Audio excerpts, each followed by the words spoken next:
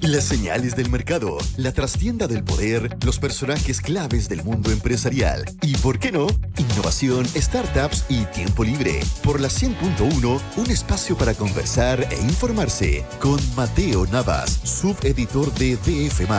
Esto es DF en Infinita. 7:44. Qué gusto tenerte esta mañana con nosotros, Mateo Navas. ¿Cómo te va? Bien, ¿cómo les va a ustedes? Muy buenos días. Muy bien también, pues. Oye, hoy traemos perfil.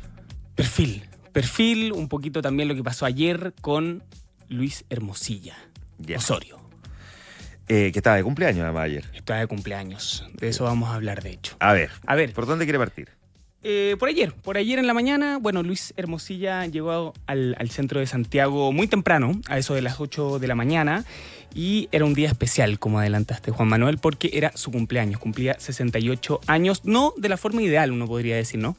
Hacía frío, se puso una bufanda azul que combinaba perfectamente con su corbata, cosa que no había hecho el miércoles en el primer día de formalización, y fue secundado Hermosilla de decenas de periodistas que estaban tratando de conseguir alguna cuña, pero no lo lograron. El penalista no dijo nada y en cambio caminó por la explanada del Centro de Justicia con un gesto serio con su hermano Juan Pablo Hermosilla, que lo representa en esta causa, en que lo acusan de los delitos de soborno reiterado, lavado de activos y delito tributario. Entonces Luis Hermosilla llegó a la sala del cuarto juzgado de garantía de Santiago y se sentó en el banquillo de los acusados, donde por segunda jornada consecutiva escuchó la larga exposición del Ministerio Público. En particular, ayer estuvo el fiscal jefe de alta complejidad Oriente, Miguel Ángel Orellana. Y recordemos que el miércoles la Fiscalía pidió prisión preventiva para él, Leonardo Villalobos y Luis Angulo, esposo de esta última. Eso sí, según la planificación que hizo la jueza del cuarto juzgado de garantía de Santiago, Mariana Leighton, la definición respecto a la medida cautelar se hará la próxima semana, así que habrá que esperar. Se supone que va a ser entre lunes o martes. Se supone porque falta todavía que termine el Ministerio Público, sí, falta que declaren los tres querellantes, que es el Servicio de Impuestos Internos,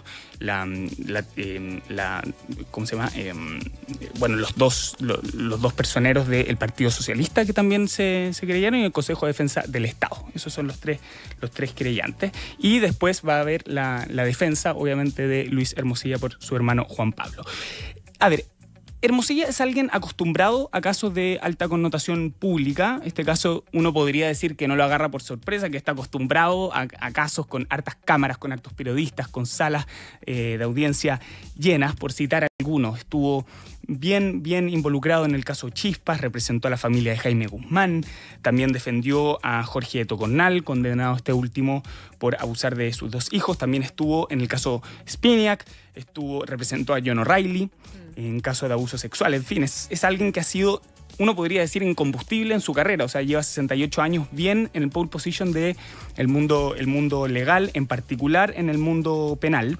Sí, es probable que para muchas personas, uno de los primeros casos mediáticos de Luis Hermosilla, en realidad lo tuvo él como abogado secundario, sí, de un caso que desarrolló su padre, Nurieldín Hermosilla, también abogado, que fue el caso Locurro. Cierto. El caso Locurro, la muerte de este menor Víctor Somano Jones, que fue asesinado en su propia casa, en su propio dormitorio, de la noche del 30 al 31 de diciembre del año 92, y que fue un caso también muy mediático porque en algún momento la jueza a cargo de esa investigación, que era del 23º juzgado del crimen, de esto me acuerdo porque me tocó reportearlo un montón y durante meses, culpó al hermano mayor de este menor, que fue el que encontró a su hermano cuando él volvió a una fiesta, sí, y encontró a su hermano muerto en la pieza. Y la jueza lo dejó con detención y dictó prohibición de informar. Y a partir de ahí se generó una gran cantidad de rumores que le provocaron un daño muy profundo a Alejandro Zamorano, creo que se llama Alejandro, el hermano. Pero bueno, la cosa es que los abogados defensores de la familia, claro, Zamorano Jones eran Nurieldín y Luis Hermosillo, no me acuerdo si Juan Pablo, pero Luis, me acuerdo porque me tocó entrevistarlo en ese caso. Sí. Y fue el primer gran caso mediático que le tocó a él enfrentar. Y a partir de ahí, por supuesto, que se fue construyendo en esta carrera que tú estás describiendo. Bueno, ¿no? vamos a hablar de otros incluso previos que también ya empezaron a generar un nombre en el mundo legal. Solamente para que quedó con la historia a la mitad, porque no todos tienen que conocer el caso Zamorano, el caso Locurro, terminó siendo alguien que tenía una vinculación con el jardinero, que había entrado a robar y estaba drogado, y cuando entró a robar por el dormitorio del primer piso, se topó con la cama donde estaba el menor y abusó sexualmente y luego lo mató y lo arcó con el cable de la lámpara. Fue brutal, es un caso muy brutal.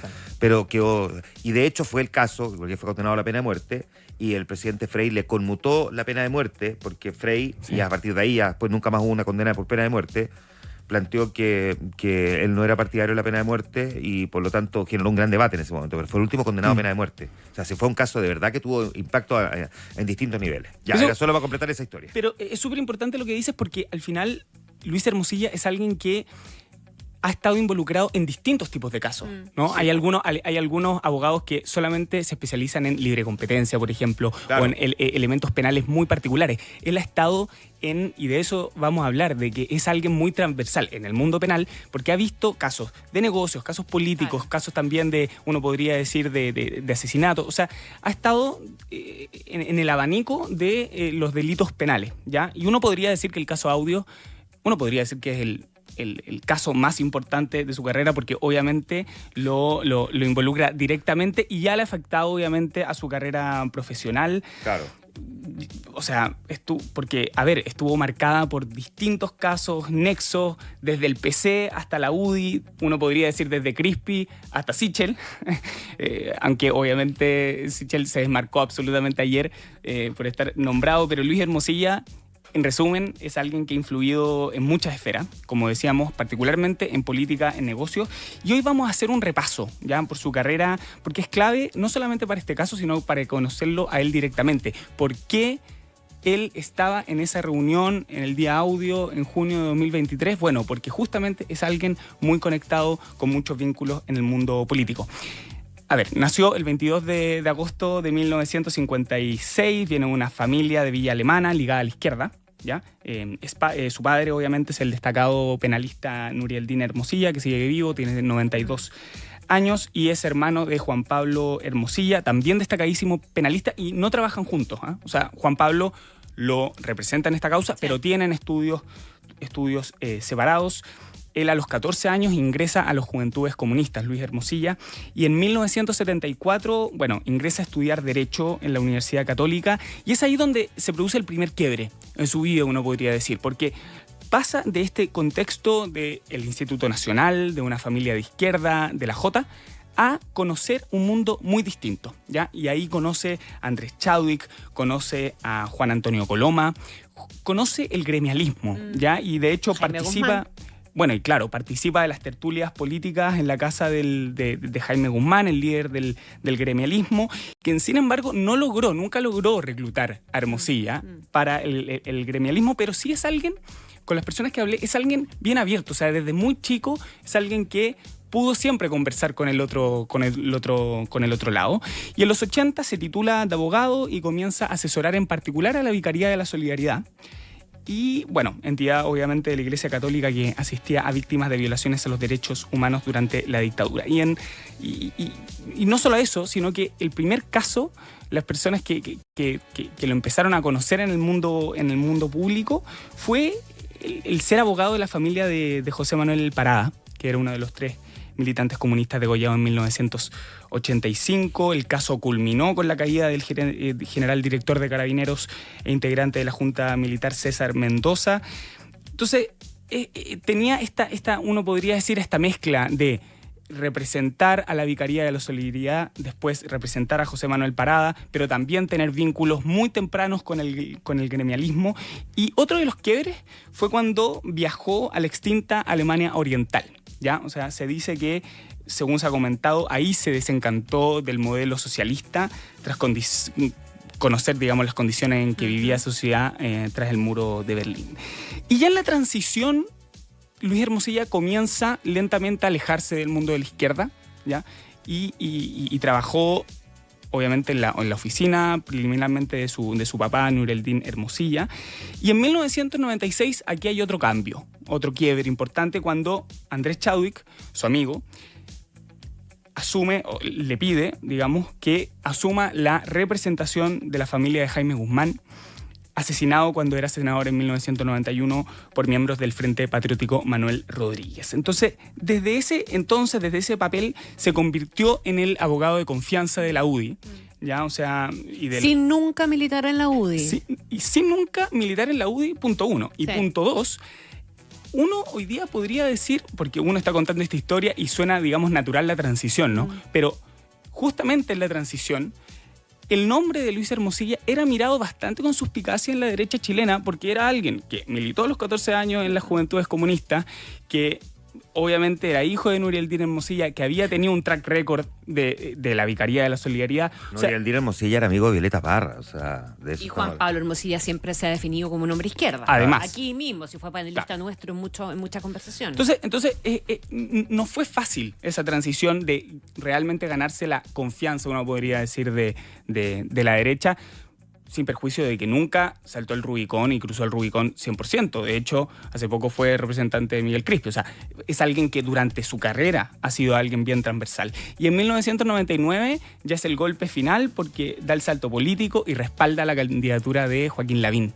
Él dice que votar por Lavín no es votar por Pinochet. O sea, ya ahí hay un quiebre importante. Eso es cuando eres ya un abogado tan famoso que como que pierdes un poco como el norte, tengo la sensación yo, del rol que te compete solo como abogado. Porque cuando ya empezáis como a hacer campaña por un candidato en la práctica o a expresar una opinión respecto a un candidato, es como cuando ya se dibuja un poco el rol simplemente de un abogado, por muy de alto perfil que sea. Sí, a ver, hacer un doble clic en el caso en particular de Jaime Guzmán. Con el apoyo de la UDI, él viaja a Brasil en un minuto a hablar con el ex dirigente del Frente Patriótico Mauricio Hernández Norambuena, que estaba detenido en su minuto en la cárcel de alta seguridad de Taubaté por el secuestro en 2001 del publicista Washington Oliveto. Entonces, Hermosilla viaja y le ofrece las gestiones para extraditarlo a Chile a cambio de que entregara, obviamente, información clave sobre el asesinato de Guzmán. Y pese a las precarias condiciones en las que estaba Mauricio Hernández Norambuena, él rechazó la oferta, ¿ya? Y esto fue una uno podría decir de los fracasos de Luis Hermosilla como abogado. Pero algo importante también, que no solamente él estuvo, después vamos a hablar de su rol de asesor, que no es 100% de abogado litigante, digamos, también tuvo un elemento muy fundamental cuando fue decano de Derecho de la Universidad Andrés Bello. ¿Y por qué les digo esto? Porque cuando él fue decano al principio de la década de los 2000, como en 2021, él puso a diversos jueces a trabajar en la Universidad Andrés Bello, a Milton Huica, a Alfredo Pfeiffer, dando muestra de su llegada al Poder Judicial. Y esto también es muy importante porque es alguien que tiene unos tentáculos en muchas esferas, como lo vimos en los negocios, en el mundo político y también en el Poder Judicial. Por eso tenía una influencia en el nombramiento quizás de jueces, de funcionarios judiciales. En el celular que le incautó la Fiscalía por el caso Audio se descubrieron numerosas conversaciones entre él y el exdirector de la PDI, Sergio Muñoz, quien está formalizado por entregar información sobre causas reservadas. O sea, es alguien que tiene una llegada con distintas esferas del mundo político. A ver, no solamente mundo político, mundo económico, también deportivo y espectáculos. Luis Hermosilla también fue abogado de Iván Zamorano, de Tonka Tomisic y más recientemente ha sido también abogado del directorio de SQM y asesor del empresario Gonzalo Vial en el caso Cabal.